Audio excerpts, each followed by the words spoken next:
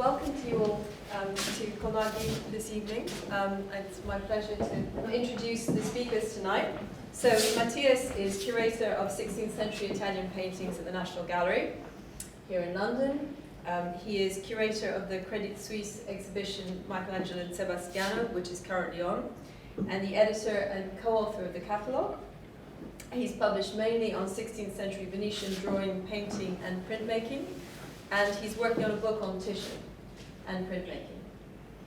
And Piers Baker-Bates is visiting research associate at the Open University. He was previously a Lieberhume Early Career Fellow. He's also been Fellow at the British School of Rome and at the Dutch Institute in Florence. God, there's no to give the whole thing I sent you. Well, you deserve it, yes. And he's worked for several years on the Spanish Renaissance, the Spanish presence in 16th century Italy. And his book, Sebastiano del Piombo and the World of Spanish Rome, was published in 2016. He most recently, as I was saying, he's contributed to the catalogue for the Michelangelo and Sebastiano exhibition. So I'm delighted to present the speakers, and I leave it to them. Thank you.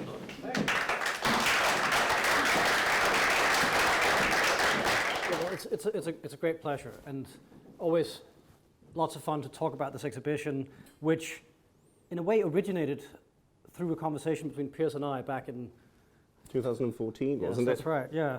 Because Piers pointed out that this picture its 500th anniversary was coming up, and that's this year.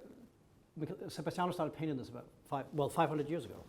And as you'll know, this is in the National Gallery's collection, and it happens to be NG number 1 in our inventory. So it was part of the foundational collection of the National Gallery, and thus it was very appropriate to do an anniversary exhibition around it. It's not really foregrounded in any way in the exhibition, but that is, in a way, the pretext or the spark of the first idea that led to the exhibition. It's led to many interesting discoveries, and I think today one of the things we'll be discussing is Sebastiano's role in the way he collaborated with Michelangelo, and how the exhibition has helped shift our attention towards his autonomous contributions and his very different sensibility from Michelangelo. I think one of the risks with an exhibition like that is to perpetuate the long-standing idea that he was somebody who worked in the shadow of Michelangelo and was very beholden to his example. And obviously he was incredibly, very heavily influenced by Michelangelo, but he's a very, very different artist. And when he encountered Michelangelo, he was fully formed as an artist, trained in Venice. And I hope the exhibition, rather than just have Michelangelo overshadow him, brings out his distinct qualities in the confrontation with Michelangelo's works. And just one thing, it's a major discovery that we've made in relation to with the research leading to the exhibition in relation to this picture. I'm not going to go into depth about it. Didn't you have a nice quote about Darwin? Oh, the Darwin thing, yes. Yes, that's right. I'd totally forgotten about that and forgot to actually double check it. But it's another thing that in 2014, I just happened to read it. There was something about Darwin in a newspaper where in his study, he had a print of this picture, and he said it was the one work of art that really conveyed the sense of the sublime to him. And I think that's very appropriate, because that's really the feeling that it evokes to me. I mean, I had been thinking about this, and I thought, well, Darwin says it, so it's probably right, even though everybody forgets about this picture. It's so big, but they walk past it, and they don't really engage with it, because it is a bit complicated. It's a complicated picture. It needs a bit of unpacking. It needs for you to spend some time in front of it, I think. I would also say, and Matthias objects to showing it, but I would also say that I think the National Gallery restoring its frame to it has given us a totally different appreciation of this picture than the one we had when it hung in the gallery previously. You'll see it in this magnificent new frame if you go to the exhibition, and indeed it's going to stay in that frame. So it was a joint commission in a sense, but with Michelangelo and Sebastiano, from Giulio de' Medici in 1516, and that Michelangelo was involved at the outset. Everybody knows that he designed the figure of Lazarus and possibly the figure of Christ, but certainly the figure of Lazarus and at least one of his attendants. And what we've found is that there are three versions of Lazarus underneath, or two other versions of Lazarus underneath the final version. And the first version, as is outlined in red out here, up here, marked in pink up here, very finished version, a smaller scale figure, very highly finished, with the arms down the side, which corresponds to this outline study here in the newly discovered Sebastiano drawing that is also in the show. And indeed, the famous Michelangelo studies then come later, and that study, the first of the two British Museum studies, famous British Museum studies, is also underneath with his arm stretched out. Before finally, the second British Museum study, he used that for the final figure. And what happened, we think, is that Sebastiano started it on his own, and he did this first very finished, slightly passive Lazarus, and then Michelangelo visited Rome in January of 1518, was there for a few weeks, and probably visited Sebastiano in the studio and looked at this with him and thought, well, this Lazarus, he's the most important figure in the altarpiece, so why is he so passive? He gets lost in this crowd of characters that you've arranged around him. So why don't I do these drawings for you? And so actually, it's Michelangelo entering onto Sebastiano's turf. Sebastiano's doing this very much alla Venetiana. He's improvising the composition, doing individual studies and applying them to the panel, and freehand, and with freehand on the drawing, no cartoons. And Michelangelo actually enters onto those premises. It's quite poignant, I think. But this is not what we're here to discuss. This is something that will be developed much further. It's developed somewhat in the catalog. It will be developed further in the conference, the international conference that we are organizing for the last weekend of the show, the 23rd and 24th of June. There'll be more on this, and eventually it'll be published in the National Gallery Technical Bulletin. But what we should start with this, which is Sebastiano's Uber de Pieta, and as if you like, the missing link in the show, because unfortunately being painted on slate, it is just too fragile to travel. It still belongs to the Fondazione Casa Ducale de Medinaceli, but is on permanent display and permanent loan to the Prado. And there are 3 Michelangelo drawings for this, as we shall see in a minute. But it's perhaps just as well to begin. What is unusual in relation to this commission and Sebastianos, there survives a fairly full correspondence between Nino Cernini, the Gonzaga agent in Rome, and Ferrante Gonzaga, the direct patron of the work. And it contains all sorts of wonderful snippets about how the work was constructed. And one of the first letters, Sebastiano writes to Cernini that I have made his lordship understand, his lordship being Ferrante, whether the patron would prefer on Our Lady with her dead son in her arms in the manner of that in the February, which is of course Michelangelo's Pieta, which is the kind of thing that the Spanish prefer, as it is pious and devout. And so by this stage in his career, Sebastiano was, if you like, well attuned to a Spanish sensibility. And what the slides that Matthias has just brought up here bring very clearly to mind the association between this Pieta and Michelangelo St. Peter's Pieta of 30 years beforehand, roughly. Which is, of course, in the exhibition in the form of a plaster cast, which I hasten to add is placed too high. This is my one frustration with the exhibition. It's too high, and it was a mistake. And there's nothing we can do about it, but it's really annoying. You're meant to see Christ's body. You're meant to look down on it, I'm sure. But of course, we should never forget that this was originally intended to be part of a tomb. Although it is now a freestanding sculpture, it was originally intended to be part of a tomb. And in a way, is a point of departure, a point of reference for Michelangelo for his design, right? Absolutely. The other thing that is curious is this. Yes, very curious indeed. You may say, well, this is just a coincidence that, like Bellini in Venice does something very similar, with Christ being showed, his body being showed to us, his very sort of athletic body being showed to us. But look at this hand here, and look at that hand. I mean, they're almost identical. There's another version of this, of course, in the National Gallery, it was a type that Bellini did. And these were the late 1480s or something like that. And so there's something Venetian as a Venetian subtext to this painting. But I think Matthias is right. I mean, although Sebastiano's art in his 35 years at Rome develops in a very different direction. I think throughout it there will be found, if you like, and I think Matthias' phrase is just, this certain Venetian subtext that runs throughout his art, throughout his time in Rome. But it's just interesting that Michelangelo designs this. He draws the design for it, and he's the one who incorporates this. Does he do that on Sebastiano's suggestion? Is it something that he's aware of independently that he wants to incorporate because he finds it fascinating and appropriate for Sebastiano, or what is it? It's because he will just have been in Venice at this time. Absolutely. This is the early 30s, and Michelangelo was in Venice in 1529. It's interesting. I mean, there is a dialogue going on there, and there's a similar thing going on in the Raising of Lazarus, where the pattern that they're building on is Giotto, and it's in part Giotto in the Scrovegni Chapel in Padua, which, of course, Michelangelo was hugely admired Giotto, and Sebastiano would have known the chapel. He would have known the decorations there, and that they find common ground over a Tuscan painter working in the Veneto, I think is poignant. And of course, the argument is always, thanks to Vasari, that after Sebastiano prepared the altar wall for the Last Judgment for painting in oil on the wall, that Sebastiano and Michelangelo fell out. And I don't think this is at all, and I think it's becoming increasingly clear that this is just not true, that like all friendships, it eventually cooled. There wasn't this kind of massive falling out that history kind of gives it, but I think there was just a gradual cooling of the relationship as their artistic ideals moved further apart. And I think you would agree with me there. Not entirely, because I think, I do think maybe that they did, this idea that they never saw each other, never spoke again is overblown.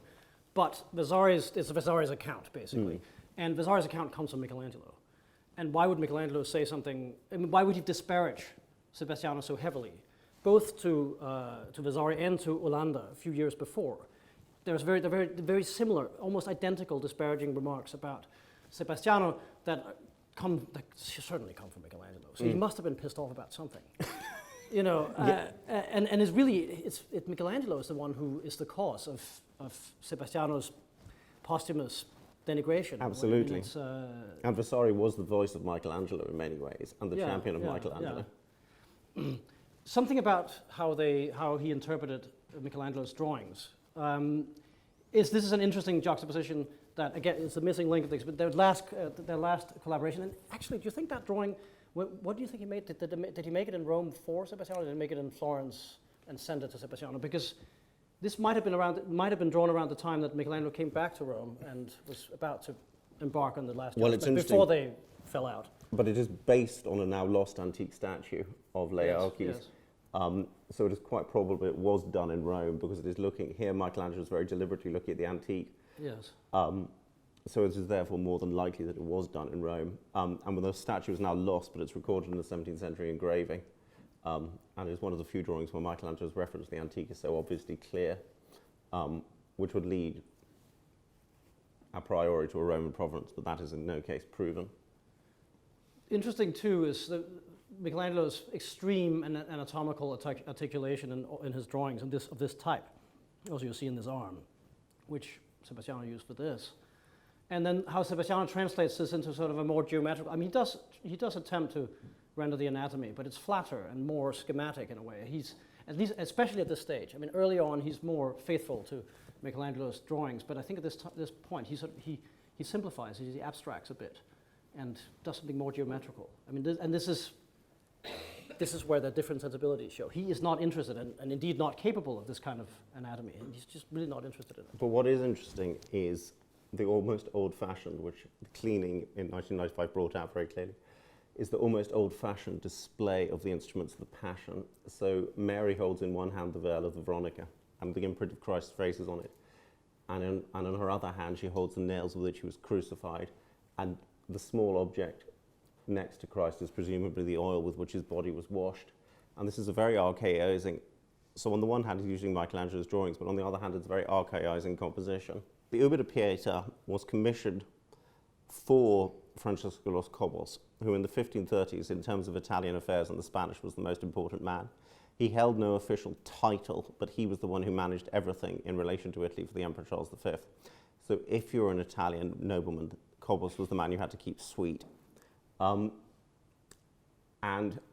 So the Uber de Pieta is always said, it's always called the Uber de Pieta. Whether it was ever actually intended for Uber, we have no definite proof. But we have some speculation in a minute. We have some speculation in a minute. And where it was actually displayed, and where it was actually intended to be displayed, we don't actually know. Cobos' major project in Ubeda was his burial chapel of El Salvador, which I won't go into now, which did certainly contain a number of famous works of art, including this, which is almost certainly, thanks to recent research, proven to be the Lost Giovannino by Michelangelo. The very young Michelangelo. 1495 to 1496, done for Lorenzo di Pier Francesco de' Medici, who was Lorenzo the Magnificent's cousin. And as you can see, you have that rather curious juxtaposition in the slide where the statue by Michelangelo was displayed and retabled by Variegati. But what happened in the Spanish Civil War was the Chapel of El Salvador was very badly damaged. It's heartbreaking. The statue was smashed with a hammer. The retable was burned. The remarkable thing about the Uber de Pieta, which we haven't talked about, is it was painted on slate. And thanks to being painted on slate, it actually survived because, assuming it was a painting, they tried to bayonet it. If they'd taken a hammer to it, they would have succeeded, but because they tried to bayonet it, the bayonet simply bounced off the slate surface. And so although it was badly damaged, it actually survived, whereas every other work of art in the chapel. But this might indicate that they were not, Yes. we discussed this because the type of vandalism Yes. wrought on these two works is different. So they might not have been in the chapel. It might not have been. The Uber da Pieta. It might not have survived at all if it had been in the chapel. Because they used a hammer there. But the recent research, and I mean it is highly disputed, so I can put it out there for discussion, is that this is the Giovannino, and that it was, and in 1537, Duke Cosimo of Florence is recorded just after he assumed power under Cobos' aegis. He is recorded as having sent a statue. We know no more than that, a statue, to Ubeda by Michelangelo. And the current assumption, whether you believe it or not, is that this is the statue that was sent and that this is the Giovannino. It's a slightly tendentious, but it is, I believe, believable. The problem is, as we will now see, and Matthias will tell you, that's what we've got now. Yes, I mean the argument. I think the argument for stylistic argument for it being Michelangelo are quite strong. I mean, they're quite strong arguments. They of course depend a little bit on the Manchester Madonna, which some people don't believe in, and so on. But I think they also depend on the Bacchus, which is Michelangelo, and I think it's very strong, and it's such a tender.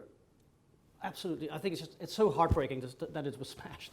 I think it's so beautiful in this old image of it from the 30s, and you can see it's a youth coming into self-consciousness, as you do when you become a teenager or something. I think that, and he's also weighed down by something, maybe his responsibility, something like that. There's a really interesting psychological interpretation here of John the Baptist, very different from Donatello and from Desiderio and other people who Michelangelo looked at. And then now we have Frankenstein's monster over here, which is the Opificio's restoration of it, which is done according to the philosophy that all the additions, the recreations based on photograph of the lost parts, have to be visible as such, which makes it look like a freak. I mean, I just think it's even worse. I almost prefer just to have these pieces in a box. And these have always remained the propriety, as they do still, of the Casa Ducal de Medinatelli, as does the chapel itself. I think it's a very, very, very sort of a misunderstanding to restore such a beautiful statue like this. It's just, anyway, this. This I'm just putting in because this is even more of an aside, but this is supposedly, and has been supposedly for years, Spain's only Michelangelo. It isn't, obviously, and is almost certainly by Venusti, and is in the cathedral at Logroño, and is part of the burial chapel of the Bishop of Granada. But it was regarded with such high value as a work by Michelangelo that the bishop kept it in a triple-locked chest. And it's quite impressive, the chapel setting, of which we don't have an image. The kneeling statue of the deceased bishop actually faces this in an attitude of prayer. And the reason why we are including this is it simply shows the idea of Michelangelo that came to Spain at this period, and also the idea of Sebastiano, this very devout, very pious art, for which Sebastiano was very famous, but with which Michelangelo also became associated. I think the head gives it away. That's not a Michelangelo. No, absolutely. That's a very good head, but it's not the type of head Michelangelo would have painted. And this is a poor slide, but it is actually a very beautiful painting. Yeah. The painting on your right is a very curious copy, which is actually now in Budapest, but it's almost certainly Spanish. But you can see, by juxtaposing the two images side by side, the kind of changes that took place in Sebastiano's art when it was translated to a Spanish context. You have the Christ's skin has become much more pallid. The wounds have become much more obvious. The displays of mourning, it's all in a much higher emotional tone. It's not a particularly great work of art, this, although it is very striking, but it is a very striking illustration of the translation that takes place between Italy and Spain. The blue tint to the... Yeah, the blue tint is just extraordinary. I mean, we have no idea who the artist of this painting is, and it's very under-researched. And this, of course, is the great successor to Sebastiano in Spain, who is Luis de Morales, who was the subject of a fabulous exhibition in 3 Spanish museums last year. And this painting, which nobody ever looks at, is actually in the Fitzwilliam in Cambridge on loan from a church in Kent. But you can really see how Morales translates Sebastiano's ideas very easily into a Spanish key, into a much more pietistic. And I particularly, it's almost kind of, Sebastiano's skin is undamaged, and you get an almost plasticity in Morales' flesh area. You can always see it's like India rubber, where the fingers are kind of, it's quite grotesque, but quite impressive at the same time. And also, given what Matthias was just saying about musculature, I mean, you can just see how much more cadaverous the body of Christ becomes in Morales' art. And it shows only the white of his eyes. It's very dramatic. It's very dramatic. It's also quite a large painting as well. Morales' painting is generally quite small. The striking thing about this is it's actually quite sizable. Returning to Rome, this picture, which of course is a centerpiece of the exhibition, and which the loan was only approved in January. It was a bit of a nail biter, because without this picture we would have had a problem. This is the other great portable, the only portable collaboration of the two artists, because the National Gallery's picture cannot travel. So it was really essential to have it, and we have it in the exhibition, and it is their most, I think, immediately affecting collaboration. Well, it is their first as well. And their first, yes. So from their last to their first. And I just wanted to make a few points about, we've been thinking a lot about what their collaboration was like, and what kinds of drawings that Michelangelo gave to Sebastiano, because Mazzari describes this as Michelangelo provided the cartoon for it, and then Sebastiano painted it and inserted the 2 figures. The cartoon was the 2 figures, inserted that into this fantastic landscape. And while it's clear that there's cartoon transfer going on here, in the underdrawing of the Virgin, it's clear that there's this kind of mechanical line that you get from cartoon. We can't really see any underdrawing in the Christ. Doesn't mean it's not there, it's just not receptive to infrared, so we can't really tell. So it may well also be from a cartoon. The only drawings we have are these 2. The Albertina drawing, which studies the torso and clasped hands of the Virgin. And then this other drawing, which is for the Sistine Chapel. It's actually from 1508, way before they started in 1511 to work on this painting. It's for the Delphic Sibyl, the first part of the Sistine Chapel. On the other side is one of the early diagrams for the chapel. It's very famous. The other side is very famous. This is wonderful because it's such a worked up sheet. You can really see it was the tool for him. He left his glass of water on it, with dipping the brush in that maybe, and he had the erasures and scratches and drips on it. It's a real sort of working tool. And that drapery he reused when he came to do the collaboration with Sebastiano. He returned to that drapery. He didn't use it like that for the Sibyl. He altered the posture, but then he applied that to the design for the Virgin. But this is the interesting thing, I think. It's clearly this dead Christ, which is so remarkable, and the thing you focus on immediately and want to touch it, this very sensual rendering of Christ, has this extreme anatomy, where it's idealized anatomy, where everything is rendered with this great accuracy, and clearly that's Michelangelo. What we've discussed a little bit is the way the legs hinge onto the waist, which seems a little off, and it's a question. I mean, I don't know what the answer is, but clearly the chest, the arms, and even the feet are extremely Michelangelo. It has these toes that I almost think of Michelangelo's own toes, the way he always does them. But there's something slightly awkward about the anatomy here, and I'm just wondering whether it's actually, if it's merely a result of Sebastiano magnifying a small design by Michelangelo, sort of, like of the kind we have, to a cartoon, and then applying it there. But then going back to what Matthias said, that we have to look at Sebastiano's own strengths, and what always strikes me about this Christ is that Sebastiano captures the colour of a dead body.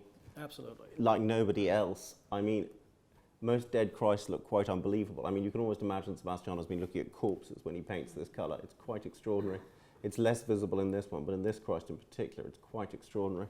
Yeah, and it's the same tint he gives to Lazarus, who's been, who of course has been dead for several days. And he also makes death sexy here. It's quite remarkable. The point of juxtaposing it with this, which is the altarpiece he did just after, Sebastiano did just after the Viterbo Pieta, and on his own, I think clearly on his own. Yeah. I mean, there's no apart from the hands, of course. The hands are reused from the Virgin and the Viterbo Pieta, but there are no Michelangelo drawings underlying this. And you see the difference in the rendering of the body. This is a very damaged picture, so you can't really judge the surface. I think the surface would have been much more magnificent. I mean, it was badly damaged in a fire in Spain in 1747. But that looks like a real body. Like it looks like somebody, like real person, whereas that is a superhero up there. And he's not interested nor capable, as I said before, of doing this kind of anatomy. He's more interested in observing the imperfection of the real, even though if he does abstract a bit, it looks like a real person. And it maybe relates to this drawing, which brings you into the studio in a way that Michelangelo rarely does, I think. But also, I mean, the interesting thing about this drawing, of course, going back to Matthias's, I mean, the Venetian subtext, Sebastiano's drawing style never really changes. His painting style changes dramatically during his career in Rome, but his drawing style never really changes. It always remains strongly Venetian.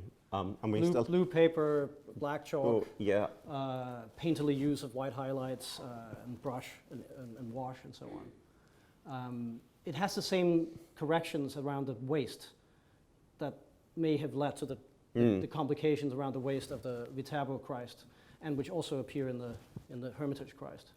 Until 1963, they were all strongly misdated, because this is actually that cartellino down there bears the date 1517, but it was always assumed that this was a painting of the early 1530s. And we'll just ignore that for the moment. But in 1963, an article published proved that these two were originally part of what was then referred to as a triptych, which is certainly the way they're now reassembled.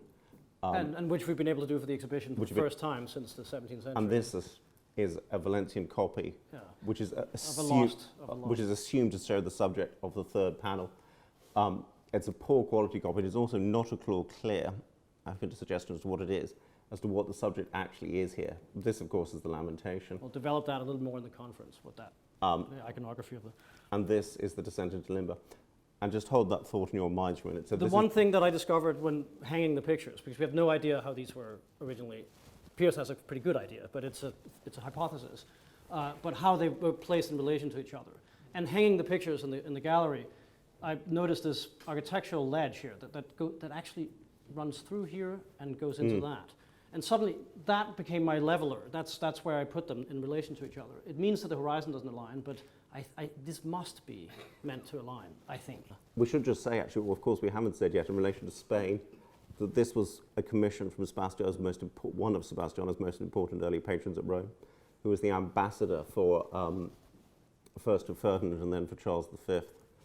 Don Hieronymo de Vica Valteria, a Valencian aristocrat who was ambassador at Rome for an unusually long period of 1507 to 1522. This is the evidence that was produced in 1963 to prove that these paintings were a triptych. It is a copy which is now in the deposits of the Museum in Olomouc in the Czech Republic. The problem is, as you would have seen... It's not to scale either. Yeah, it's the same size. It's very small. The trouble is, as you will see in the exhibition, as many will have done already, the problem is calling it a triptych is the three paintings are very different sizes, which leads to this hypothesis, which I hasten to add is only a hypothesis. The Vic's family's major acts of patronage were for this monastery, which is now destroyed, called La Merta, outside Valencia. And one plausible hypothesis is that the paintings were not actually intended to be a triptych per se, but were instead intended for insertion into an enormous retable structure, as was then common in Spanish churches. And the Vic and Vic's will does describe in detail the chapel he intended to have inserted in the church of this monastery. I mean, a strange feature of the three paintings is that the central altarpiece was on panel, and the two wings or whatever they are were on canvas. And they've been transferred, of course, and this, of course, is the Astorga altarpiece, which we could talk about at length, but I'm just putting that in there as a hypothesis for now, which would explain that, and of course the problem people always had with accepting the triptych hypothesis was the different size of the panels. This would solve that problem, but We have no evidence. So this. This. There's long been an idea that this Christ in Limbo depends on the design by Michelangelo. And there is a small drawing in the Casa Buonarroti that I maybe should have included, but haven't. It's a small, very quick sketch of the type we know that Michelangelo probably, or we're quite certain that he sometimes supplied very quick sketches to Sebastiano that he would then extrapolate from, and not just like finished designs like the one you have on the right, which I'll talk about in a minute.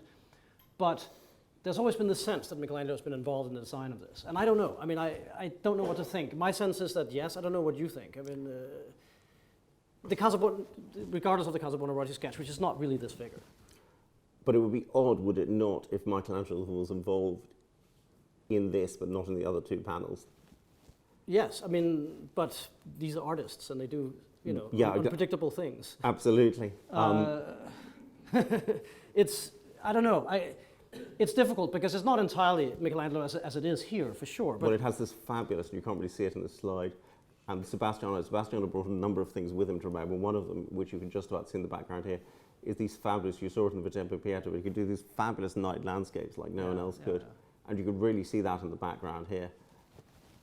What I'm sort of, in terms of Michelangelo, what I look at are the arrangement of these legs, which look very much like the way that Michelangelo arranges legs in a lot of his drawings, including a drawing in the exhibition, something I just noticed in the exhibition. Again, I don't have it here, but it's the drawing for the Minerva Christ, the ex-Brinsley Fort drawing, which is in the room that has the sculptures in it. And there's a drawing for the sculptures, and there's a study of legs that is first in red chalk and then picked up in pen and browning, and they're very similar to these. They're not for this, they're later, so, or a little bit later. Actually, more or less the same time, but they're not for this, they're something different. And then this hand, which you have here, this is a later drawing. This is from the early 30s, and this is from 16, 17, something. And they were associated until this was redated. Yeah, so they're not directly related. However, this may be a drawing that he later did for Sebastiano. It's something that I don't really want to get into too much, except to say that Sebastiano in 1532 receives a drawing from Michelangelo. He's asked him for help with two projects that he's doing, the two Chigi Chapel projects, one in Santa Maria della Pace, one in Santa Maria del Popolo. In the Popolo, he actually manages to finish the great altarpiece there. In the Pace, he never really does anything, but he was supposed to do a risen Christ. And he receives a drawing, probably for that project, in which he says, lovely drawing, but it looks very much like the drawing you did for the flagellation of Christ that we did at the Borgherini Chapel. And it's sort of, he's kind of critical. He's not satisfied with Michelangelo having sent him a drawing. They're beautiful. But he says it's beautiful, but it's very much like the flagellation of Christ, except for the heads and the arms. And if you look at that, that's pretty close, except for the heads and the arms. So we may have a situation where Sebastiano, heaven forbid it, was dissatisfied with this drawing. But the beautiful thing, as the exhibition made clear, is the correspondence between Sebastiano and Michelangelo, as well as being lengthy, is also very human. And the two artists come vividly alive from this correspondence in a way that happens in very few other cases. And the exhibition also brings to light, both the exhibition and Sebastiano's bring to light a big problem, which is the question of copies and version in Sebastiano's work that no one has ever really addressed beforehand. This is probably the best known, the painting on your right is probably the best known example. So this, of course, is the San Pietro Montorio flagellation, which was Sebastiano and Michelangelo's second collaboration. And their most influential. Their most influential. This is the reduced version that Sebastiano did just after he finished the chapel in 1524 for the same patron as the Viterbo Pieta. Simplified and altered a bit. But simplified, altered, but also brought much more into almost a photographic close-up as well. It's still quite a large painting, but you can see how he has reduced the figures and made it much more photographic. And a little more abstracted too. And yes, absolutely. And then there's this. And then there's this, all opinions gratefully received. This painting has come onto it's quite well known. What's interesting about this, I mean, we can come onto the debating of authorship in a minute. What's interesting about this is it was commissioned by an important papal cleric in 1537, very specifically as a copy of the flagellation for his burial chapel in the remote town of Cingoli in the Marche. Where it still is. Where it still is, and the chapel is intact. Whether it's Sebastiano or not, I doubt. But again, what would be interesting if it is related to Sebastiano is, again, you can see how the process of close-up and also of abstraction is becoming ever... The question is also, is it by Sebastiano pupil or assistant? Because it's something we don't really know anything about. Yes, well, this comes back to this whole question of a workshop. Who actually did this? I mean, Vasari mentions the one pupil of Sebastiano, who's this guy called Tommaso Loretti, about whom we know very little. This is much smaller. Actually, the scale here is a bit off. This is a small picture. Very small picture. And some of you may have seen this because it was on for sale in a small auction house in Madrid last year, and actually was quite affordable. It's the kind of thing that one would generally say, oh, it's Venusti. It's Venusti copying a Michelangelo invention. But to me, it doesn't quite look like Venusti. I'm not a Venusti specialist, so I might be wrong. And you have you're a little bit ambivalent about it too. But I'm a bit, I've seen it. It's like so many paintings, it's much better in the flesh than it is in the image. And it's actually a remarkably beautiful thing. The one thing that does make me, I agree with Matthias, the thing that does lead me to Venusti is the colours, because Venusti too was, of course, a North Italian artist, and those greens are particularly kind of, I mean, this is up for debate. So the thing about Venusti, for people who maybe don't know, is that he did a lot of Michelangelo inventions, and he painted them, and then he's much more of the copyist of Michelangelo's inventions than that Sebastiano has been accused of being. And he's the control experiment, if you like, for want of a better phrase, for Sebastiano's relationship with Michelangelo. But. And this is the first of Vic's collaborations with Sebastiano, and is now dated as early in Sebastiano's Roman career. We're back in early again. Yeah. We're back in early again. This is about 1513, 1514, and is actually one of the most beautiful paintings. Every time I see it, I'm struck by just how incredibly emotional it actually is. I mean, it's an extraordinarily powerful and influential work. What I would just point out when we're looking at it here is what's interesting.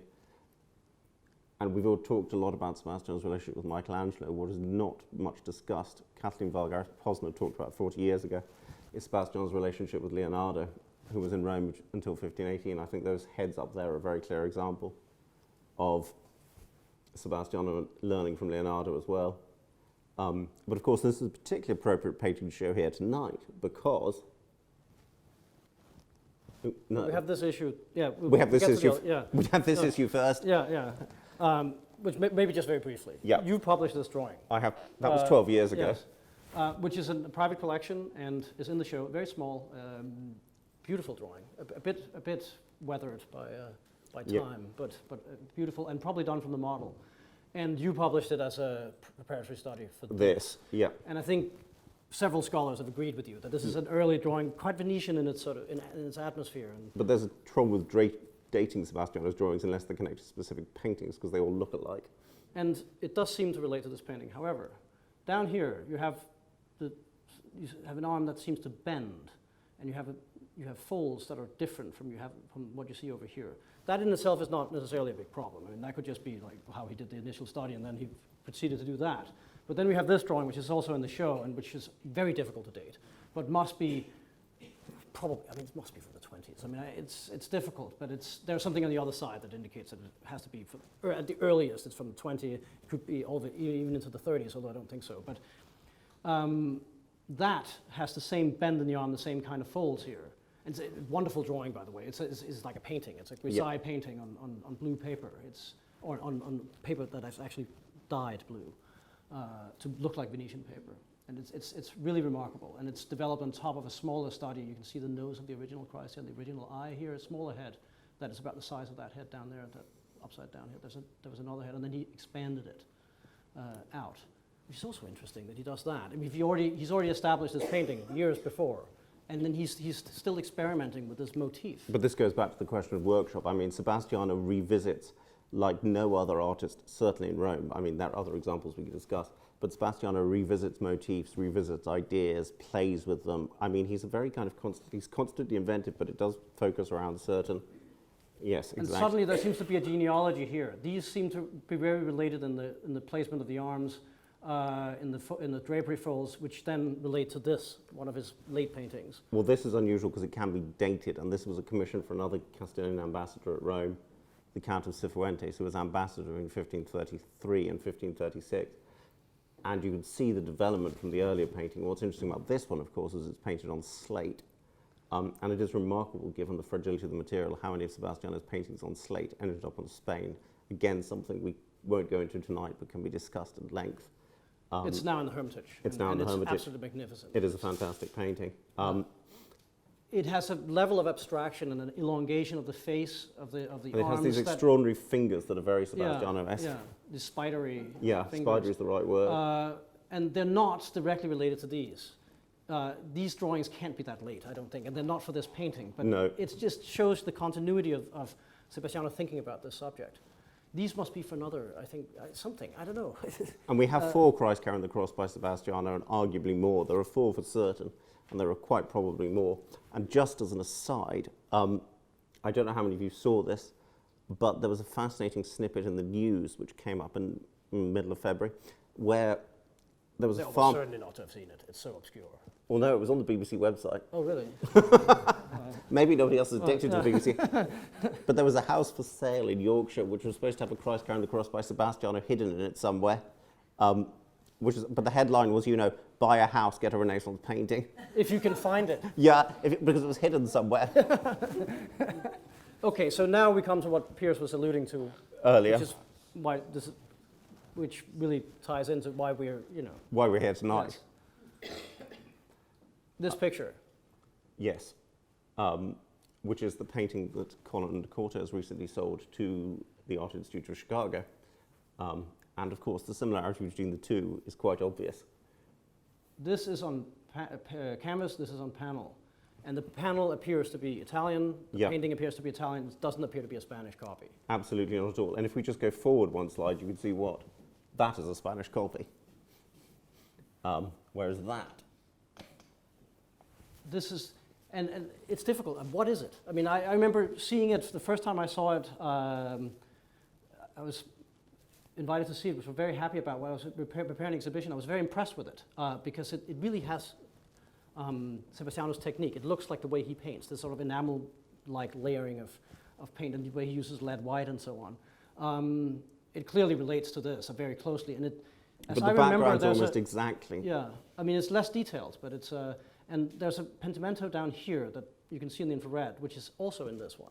And the one slight difference between the two, which you can't bring out from the slides, is there are 4 pegs. There are 4 wooden pegs in the shaft of the cross in the Chicago version. Yet, those are very big differences. Yes. For me, this is much more luminous. There's sort of an inner luminosity to the drapery here that you really don't get. It's much flatter in this painting. And the faces are different. And the faces are different. Christ here is there's a slight ecstatic tinge. There are remains of, and I think that's why it also helps your early date of it. Yeah. That the Georgianesque lyricism is there in that face, which this is much more stark in its delineation. So the question is, what is this painting? It's not a Spanish copy. I think we made that clear. Yeah. Is it by Sebastiano? Is it by his unknown assistants? What is it? So I mean, the question of what Sebastiano's practice actually was at Rome is a questione aperta, which needs to be explored at much greater length, and it becomes clear that throughout his career, Sebastiano was a much more multivalent artist. Yeah. And one thing that actually is helpful is, as I said, this is on canvas and that's on panel, and we have several instances of Titian, for example, producing replicas, where one is on canvas, the other one is on panel. And might this have been a technique that Sebastiano was also applying, that he learned in Venice and he brought with him to Rome? And was that what he was doing here? Were they on this easel simultaneously? It was this pentimento, the occurrence of the same pentimento would suggest that they were on the easel at the same time. But Sebastiano was doing it much earlier than Titian. Yeah. Yeah. Well, I don't have time to crunch that. It might not be, that might not be right, but yes, maybe. I mean, I'm not saying he got it from Titian. I'm not saying that, but he got it from Venice. Maybe. The painting on the left is the copy in Dresden, which is almost certainly Spanish. What it's doing in Dresden, I'm not sure.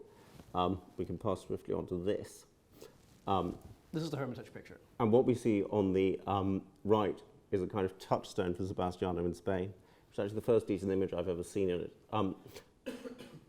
And this is amazing because that is almost certainly a painting of 1533, but here is Sebastiano being copied in Spain in 1541. So the painting arrives in Spain in the Royal Court of Italy and is almost immediately copied by a Portuguese artist. There's this faint signature down the bottom. Oh, no. And it was commissioned, and it shows the kind of impact of Sebastiano in certain circles in Spain, because it was commissioned by a man called Alvaro de Mendoza, who was Bishop of Avila, but he was also Francesco de los Copos' brother-in-law. And then there's this. And then there's this. Which very interestingly, in the Colnaghi publication of the now Art Institute painting, this is given to Sebastiano. Very interestingly. But again, it was very badly damaged. Very damaged picture. You can see how damaged it is here. And of course, restored here. And yes, exactly. this is interesting because it may have been, was maybe not, probably not copied from the Hermitage picture, but rather from this. And as Matthias pointed out, what is interesting is this, the signatures. So this one, the one that was published in the Colnaghi publication, says it's Sebastianos Venetus faciebat in Rome. And the other one says Sebastianos Venetus invenit, or inventor, Rome. There's some damage there. And then it has the name of the copyist, who was a Portuguese artist. And it imitates that inscription. So it's almost certainly copied from that. So it's also, they coincide very much. And this may very well be a Sebastiano. Yes, absolutely, but it's so damaged it is hard to tell. This, by the way, is in the Descalzos Reales in Madrid. Have you seen it? No, I haven't. I've only seen it. But of course, coming back to it, and this is the great Morales copy after Sebastiano, and you could really see how Morales drew on Sebastiano. But again, if you've got the pointer there, you can really see the Spanish editions, if you like. The crown of thorns, the veins, it's really quite grotesque actually, the veins, the parted lips. I mean, the impressions. Also the rouge, the lip rouge. Yeah. And the different colour to the robes. I mean, it's quite an extraordinary, I mean, it's quite a small painting, but the emotive description of Christ's passion that comes across in Morales is, Sebastianos is much more studied. I mean, this is a much more visceral depiction. It's sort of an appropriation of a Sebastianesque model that then gets turned into something else. A little bit like Sebastiano does with Michelangelo. Yes, exactly. But this is the great Carrying the Cross, which is in Budapest now. And is actually, although it's very hard to tell from the slide, is actually life-size. It's an enormous painting, and even more than being life-size, it is actually painted on slate. It's even bigger than it is here on the screen. And it is one of the most dramatic paintings you will ever see. It's very hard to tell from the slide, but it is just extraordinary. It could have been painted in the early 20th century. Yeah, absolutely. And I mean, modern artists did look at this. Yeah. And it's almost certain to have been painted for a figure called Marina Grimaldi, who was Patriarch of Aquileia, which also shows, and the Venetian subtext in Sebastiano's career not just run through the subject matter, which is Christ carrying the cross, but also the patrons he attracted. And the Venetian subtext in his career continues, despite his art developing in this very abstract direction. And we shall end with this. This picture was also copied. And this is the only copy, unusually, of this picture. And we'll also take any suggestions as to who this is by.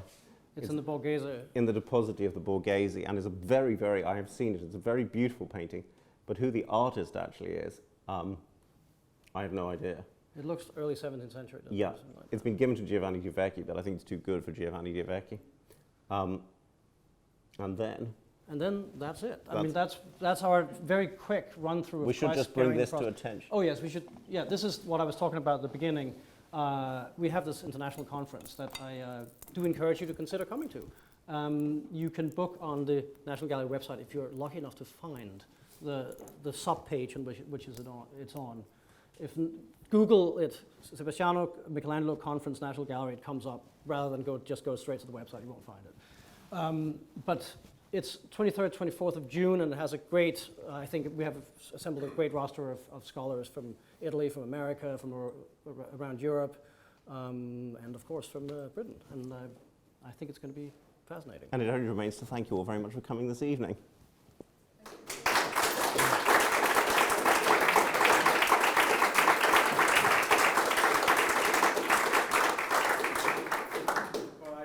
I would like to thank Piers and Matthias for this masterclass. It's as an art lover, it's a dream to be able to listen to people who know so much. I've been several times to the exhibition, which I really congratulate you.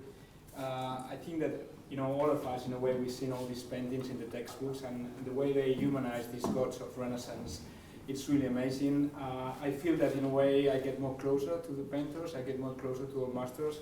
And our aim by doing these lectures and being able to record it is to get more people especially as Nicolas said, young people to get these master classes and encourage that they should be enjoying as we enjoy these pleasures, and go visit more the National Gallery, these exhibitions, and really enrich the culture. So, well, thank you very much, and I hope that we will be able to produce more lectures and enjoy our time so much.